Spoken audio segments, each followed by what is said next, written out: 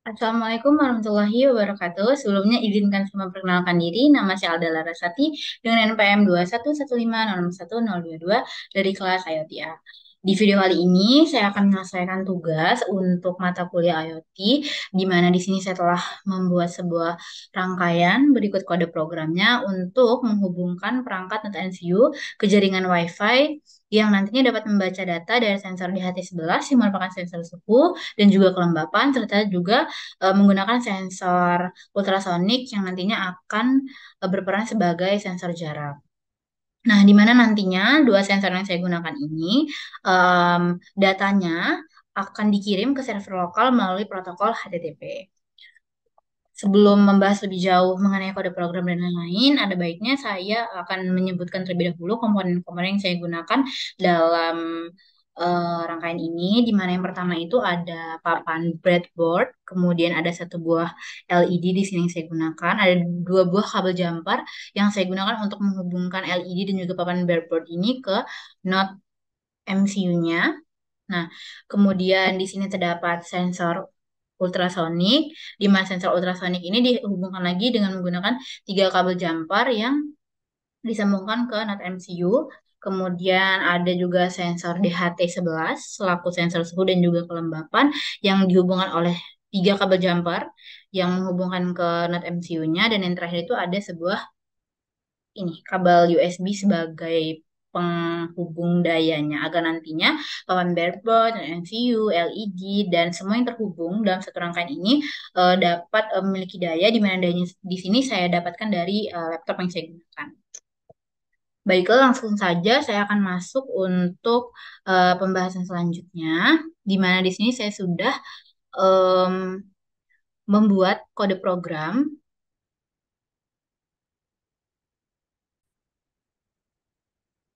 Jadi ini merupakan kode program yang sudah saya buat untuk rangkaian ini agar nantinya dapat berjalan. Di mana di sini terdapat tiga buah library yang saya gunakan.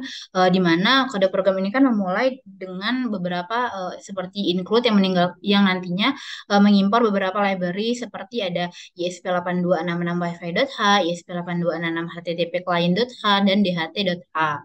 Nah, di mana ISP8266 Wi-Fi.h ini digunakan untuk mengelola koneksi Wi-Fi, sedangkan ISP8266 HTTP Client.h ini digunakan untuk mengirim permintaan HTTP, dan yang terakhir itu include DHT.h ini digunakan untuk mengakses sensor DHT11. Karena kan di sini kita menggunakan sensor DHT11 kan. Nah, lanjut lagi di sini terdapat pengaturan konstan dan juga variabel, di mana kode program ini mendefinisikan beberapa konstansa seperti ping pinning untuk sensor DHT11, DHT pin, kemudian ada DHT type di sini, di mana pin pinning untuk sensor ultrasonik yaitu terdapat trigger pin dan juga encode pin. Di sini ada 6 dan 7 serta pin untuk LED di sini. Eh, Kemudian variabel respon digunakan untuk menyimpan di sini ya. Variabel respon digunakan untuk menyimpan respon dari server, di mana beberapa variabel lainnya itu digunakan juga untuk mengatur koneksi Wi-Fi, sensor bacaan, dan pengiriman data ke server. Nah, kemudian di sini terdapat Consker server. Nah, di sini ya.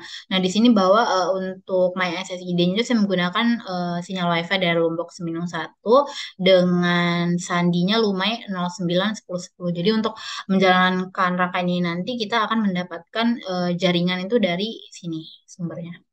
Lanjut, kita masuk ke file setup. Nah, file setup ini merupakan tempat inisialisasi komunikasi serial untuk sensor DHT11 dan juga Wi-Fi, di mana dia akan menghubungkan NetMCU ke jaringan Wi-Fi yang telah ditentukan dalam variabel mySSID dan myPWD.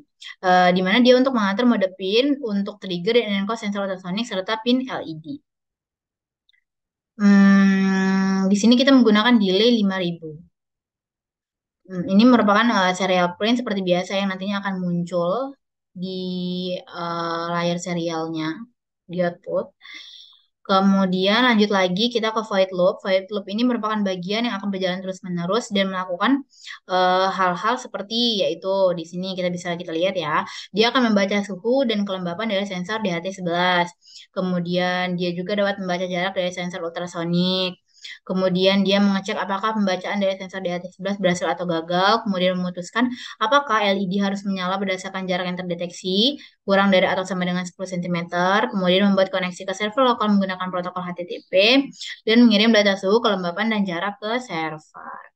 Nah, di sini seperti yang saya katakan tadi, kan dia akan mengecek apakah pembacaan dari sensor-sensor ini sesuai kan. Satunya itu membaca jarak dari sensor ultrasonik. Dan di sini saya sudah membuat keadaan atau kondisinya di mana if jarak kurang dari 10 maka LED akan hidup atau hide dengan nantinya akan mengeprint tulisan jarak terlalu dekat segera menjauh. Nah, kemudian keadaan keduanya itu kemudian dia akan menulis juga jarak aman. Nah, namun apabila ternyata jaraknya itu lebih dari 10 maka oh sorry, kalau misalnya dia kurang dari 10 kan LED-nya hide, kemudian jaraknya terlalu dekat segera menjauh.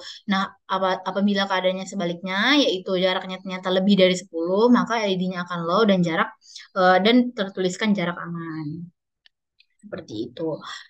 Nah, kemudian sebelum menjalankan program ini, saya juga sudah menghidupkan atau mengaktifkan SMPP saya. Bisa kita lihat. Nah, bisa kita lihat di sini SMPP untuk Apache dan MySQL-nya sudah saya em, hidupkan di sini ya. Nah, kemudian saya juga sudah me- membuat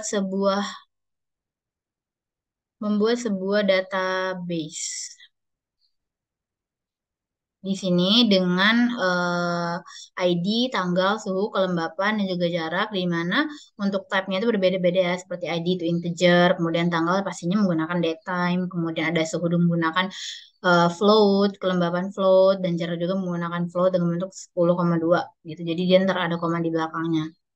Itu. Nah, terus tuh selanjutnya juga saya sudah mempersiapkan kode program.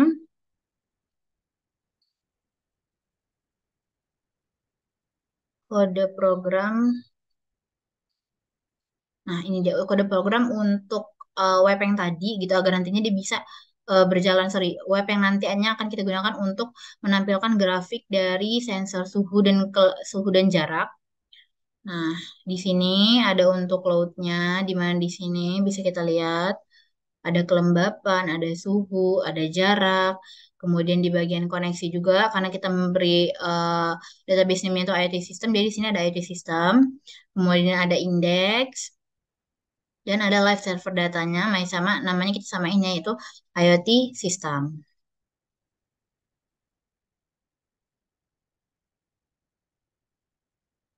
Baiklah, selanjutnya.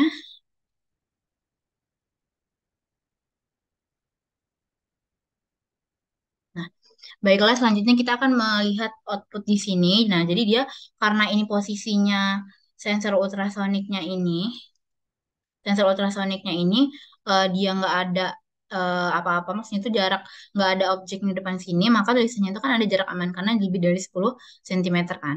Tapi kalau misalnya kita giniin, ini saya tutup. Nah, jarak terlalu dekat segera menjauh di bagian sini ya bisa kita lihat. Nah, terus di sini posisinya sensor suhu juga sudah berjalan dan sudah mengukur suhu dan kelembapan yang ada di dalam ruangan ini. Nah, selanjutnya kita lihat lagi di bagian,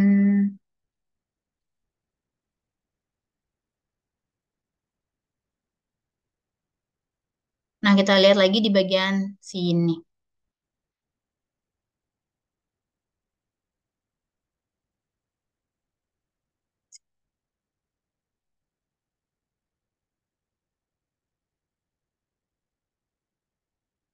Nah, di bagian sini, di sini ada yang mengukur kelembaban, kemudian ada suhu dan juga ada jarak.